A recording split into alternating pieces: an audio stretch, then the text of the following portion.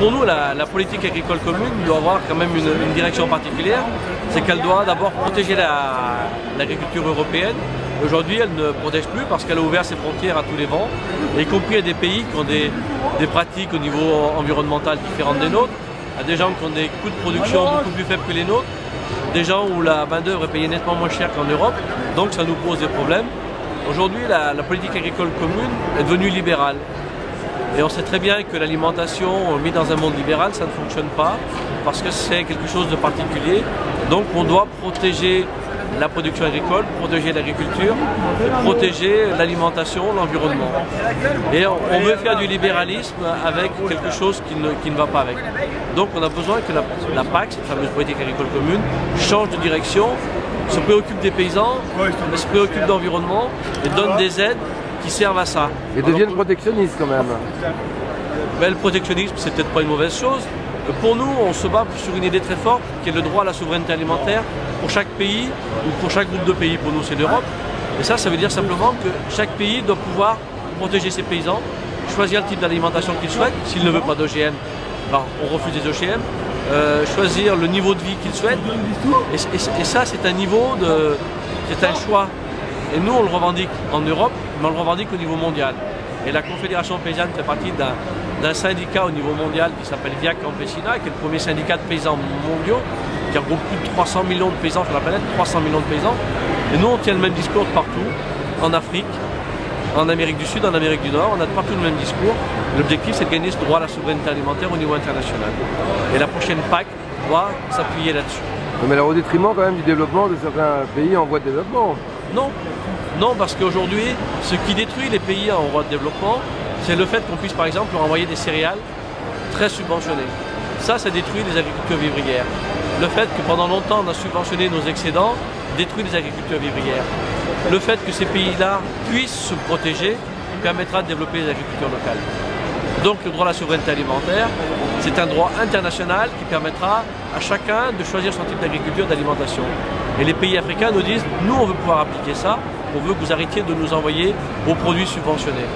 Et l'Europe dit la même chose, parce qu'aujourd'hui quand on voit arriver de la viande bovine d'Argentine ou du Brésil à des prix très très bas, ça détruit l'élevage bovin en Europe. Quand on voit arriver du lait de Nouvelle-Zélande à des prix très très bas, ça détruit la production laitière. Mais quand on envoie nos suppléments de lait dans des pays africains, ça détruit la production de lait en Afrique. Quand on envoie nos suppléments de céréales à des prix très très bas en Afrique, ça empêche d'autres céréales en Afrique de se développer. Sachant que certains pays n'ont pas la possibilité de produire. Hein. C'est faux. Pratiquement tous les pays, tous les groupes de pays ont la capacité à approcher la souveraineté alimentaire. Moi je discutais, je connais très bien les responsables au niveau malien qui disent nous on est capable d'être largement autosuffisants. Il nous manque deux choses. C'est des moyens de stockage de céréales les bonnes années. Parce qu'il y a des années où on n'est pas capable d'être autosuffisant, mais il y a des années où on produit 150% de ce qu'on consomme. Et deuxièmement, c'est des moyens pour acheminer notre marchandise dans les lieux de consommation dans les villes. C'est ça qui leur manque. Et ça, c'est ce qu'il faut qu'on leur permette d'acquérir. Troisièmement, il faut peut-être qu'on les aide techniquement sur certaines choses, notamment sur certaines techniques d'irrigation qu'ils n'utilisent pas et qu'ils pourraient utiliser grâce aux fleuves qui traversent entre autres le Mali. Alors si pourquoi d'après vous ces mesures ne sont pas appliquées? Parce qu'aujourd'hui l'agriculture est rentrée dans l'OMC, avec ce GATT OMC, les accords de Marrakech ont libéralisé l'agriculture et depuis c'est une catastrophe sur l'ensemble de la planète. Il y avait une volonté derrière quand même. C'est une volonté politique de tout libéraliser et de faire que l'alimentation devienne une marchandise comme les autres. Le fait de vouloir marchandiser la planète est une catastrophe. Je ne sais pas dire pour les voitures si c'est une catastrophe, mais en tout cas pour l'alimentation, pour l'agriculture, c'est une catastrophe. Il faut sortir l'agriculture de l'OMC ou soumettre l'agriculture, si elle reste dans l'OMC, à des accords internationaux, notamment un droit à la souveraineté alimentaire. Et il faut que chacun puisse se protéger au niveau de son agriculture, puisse protéger son alimentation. C'est vrai pour l'Europe, c'est vrai pour l'Afrique, c'est vrai pour l'Amérique du Sud, c'est vrai pour l'Amérique du Nord. Après, ce qui ne veut pas dire qu'il n'y aura pas d'échange. L'Europe ne sera jamais autosuffisante en café, l'Europe ne sera jamais autosuffisante en thé, l'Europe ne sera jamais autosuffisante en coton, donc on ira acheter. D'autres pays nous achèteront des produits.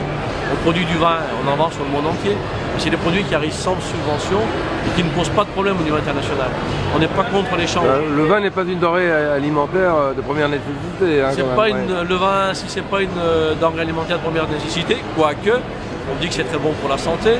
En tout cas, l'Europe, notamment France, Italie et Espagne, on est des grands pays producteurs de vin. On sait faire du bon vin. et la planète entière nous en demande. On est des grands producteurs de cognac, le monde entier nous en demande. Donc ça veut dire que c'est intéressant. Mais après, la base, c'est d'abord l'Europe, et après, on vend certains produits à l'étranger parce qu'on nous demande ces produits-là. Nous, on est content de boire un café tous les jours. Et bon, il faudra bien qu'on fasse venir le café de quelque part. Donc on peut dire aujourd'hui que finalement, le problème des agriculteurs est soumis au mondialisme. Oui. L'agriculture aujourd'hui subit la mondialisation et cette volonté libérale qui n'a pas de sens. Elle pose des difficultés au niveau de toute la planète. Le dernier round de l'OMC devait réduire, diviser par 2 la pauvreté dans le monde, et la libéralisation fait augmenter d'année en année la pauvreté dans le monde. Ce qui veut dire que le libéralisme ne fonctionne pas, donc il faut imaginer une autre politique agricole. On est un petit peu dans le cas identique avec le monde industriel. Oui, alors le monde industriel, je connais moins. Donc si je vous parlais beaucoup du monde industriel... On a la même problématique. Hein. On a la même problématique, mais de vouloir aujourd'hui mettre en concurrence des agricultures. Dans certains pays, on produit du riz à la main. Et on produit quelques centaines de kilos, voire quelques milliers de kilos.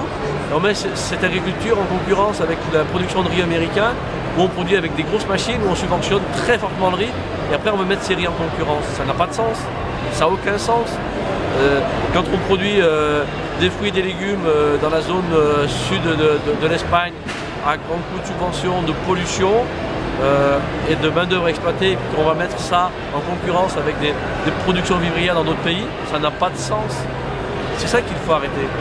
À la conclusion, je crois que je repartirai sur la question de l'installation tout à l'heure, disant qu'on a besoin de paysans nombreux. On a parlé d'environnement, on a besoin d'une agriculture qui aille dans une autre direction. Et pour ça, il y a une base de l'agriculture. Ça s'appelle la polyculture élevage.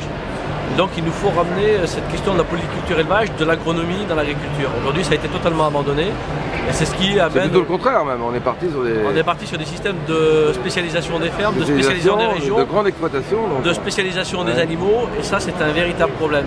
Si aujourd'hui on voit par exemple France Nature Environnement qui fait une campagne publicitaire qui pose beaucoup de questions et qui irrite beaucoup de paysans, je crois que cette campagne elle n'était pas faite contre les paysans, elle est faite contre un système. C'est bien ce système-là qu'il faut changer. C'est comme ça que vous l'avez perçu? Moi, c'est comme ça que je l'ai perçu. Ces gens-là, ils posent une question. Quand l'État français veut parler des problèmes du nombre de morts sur les routes, il envoie des images chocs. Cette organisation environnementale avait envie de poser des questions par rapport à l'agriculture. Elle envoie des images chocs. Alors, si on le prend en tant que paysan, on peut se sentir agressé parce que beaucoup de paysans ont fait des efforts et beaucoup d'efforts. Par contre, le système dans lequel on est pose beaucoup de questions. Aujourd'hui, ce que je disais, il faut qu'on revienne sur quelque chose qui s'appelle polyculture élevage, c'est-à-dire de remettre de l'élevage dans toutes les régions de France, faire en sorte qu'il y ait un échange, un brassage. Un retour en arrière. C'est pas un retour en arrière, c'est une avancée au niveau de l'agriculture. C'est parce que... Non mais dans la pratique. Non, dans les pratiques, au contraire, la polyculture élevage, c'est la base, c'est l'avenir de l'agriculture de demain. On sait demain qu'on aura moins de pétrole, on sait demain que les engrais qu'on trouve dans le sol, on n'en aura plus. Donc il faut se préparer à ça, donc remettre en valeur par exemple les fumiers et les lisiers, qui aujourd'hui dans certaines régions, parce qu'on a beaucoup trop d'animaux, sont devenus des déchets qu'il faut traiter. C'est ce que je vous dis, on reprend des pratiques. Donc ce n'est pas un retour en arrière, c'est bien des pratiques nouvelles qu'il faut avoir. Il faudrait que la recherche et l'enseignement se focalisent fortement sur les questions d'agronomie, se focalisent sur toutes ces questions-là. Et là, on a un espace phénoménal à ouvrir. Et là, on va redonner envie à des gens de revenir parce que tout à coup, on va être obligé de travailler un peu plus sur des valeurs qu'on avait abandonnées. C'est vrai que le système de production simplifié tel qu'on l'avait fait était facile à faire. Mais aujourd'hui, si on veut revenir à des équilibres environnementaux, des équilibres alimentaires, à des équilibres au niveau animal et végétal, c'est beaucoup plus compliqué, mais beaucoup plus passionnant. C'est pas moins produire, c'est produire différemment. C'est pas moins produire parce qu'aujourd'hui, le système concentré tel qu'il est un système productiviste. C'est-à-dire qu'on produit énormément dans certaines zones et on abandonne toutes les autres et on ne sait pas valoriser les déchets. Et moi, ce que j'appelle l'agriculture paysanne, c'est un système beaucoup plus productif en termes de quantité. Et au niveau de l'État français, on produirait beaucoup plus. Seulement, on mettrait tout en valeur. Avant, alors je ne dis pas que c'est ce qu'il faut faire aujourd'hui, mais les gens avaient quelques ports qui permettaient de récupérer les déchets du lait transformé, par exemple. Et on avait toutes ces choses-là qui existaient. Aujourd'hui, on a tout abandonné ça et on traite les eaux blanches, les eaux vertes, les eaux noires, on traite toutes ces choses-là.